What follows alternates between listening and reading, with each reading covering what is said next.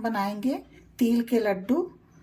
हमने 100 ग्राम काला तिल लिया है, 100 ग्राम सफ़ेद तिल लिया है, 300 ग्राम हमने गुड़ लिया है, 100 ग्राम मावा लिया है, 100 ग्राम मूंगफली लिया है। हम लेते हैं कढ़ाई। कढ़ाई गर्म हो जाए तो बिना तेल और घी डाले हम तिल को सूखा भून लेंगे। गैस के फ्लेम को हम स्लो ही रखेंगे। थोड़ी देर गैस को ऑफ करके ही हम तिल को भूनेंगे। कढ़ाई गरम है, तिल अच्छे से भून जाएगा। अब इसे एक दूसरे बर्तन में हम ठंडा होने के लिए निकाल देते हैं। इसी तरह से हम काले तिल को भी भून लेंगे।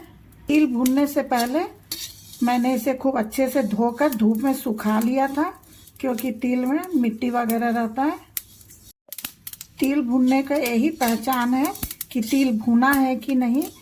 ये जब तिल चटकने लग जाए और इसे हम हाथों से ऐसे दबा के देखेंगे, ये चूर हो जाएगा, इसका मतलब तिल भून चुका है। काले तिल को भी हम सफ़ेद तिल में मिला देंगे।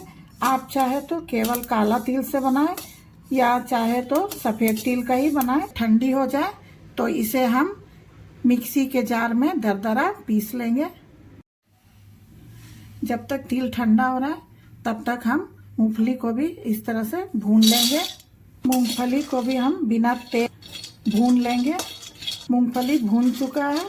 अब इसे ठंडा होने पर हम इसके छिलके को निकाल देंगे और इसे भी दरदरा पीस लेंगे। अब उसी कढ़ाई में हम आधी चम्मच घी लेके मावा को भून लेंगे। मावे को हम डाल देते हैं और इसे भी भून लेते हैं। एकदम लो फ्लेम में ही भूनना है। गैस को हम ऑफ कर देते हैं और इसी मावे में हम 50 ग्राम लगभग नारियल का बुरादा डाल देते हैं।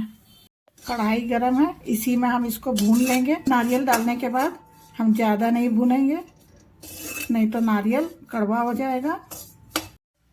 अब इसे भी एक अलग बर्तन में हम निकाल देते हैं। इस तरह से हमने मूंगफली के छिलके निकाल लिए हैं। इसे भी हम दरदरा पीस लेंगे। तिल को हमने मिक्सी के जार में डाल दिया है और इसे केवल एक बार चलाएंगे। इसे हमने एक बार चलाया है, बारीक नहीं पीसना है।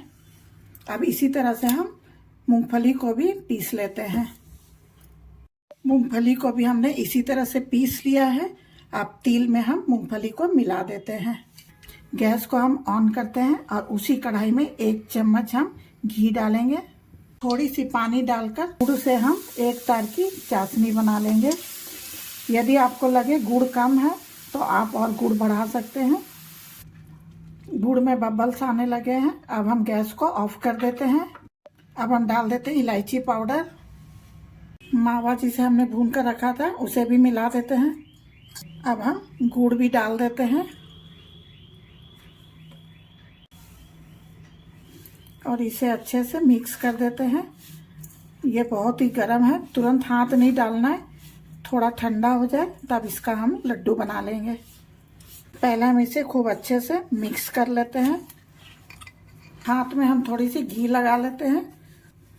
ये देखिए लड्डू तैयार है। आप जिस साइज में भी बनाना चाहते हो तुरंत बन जाएगा।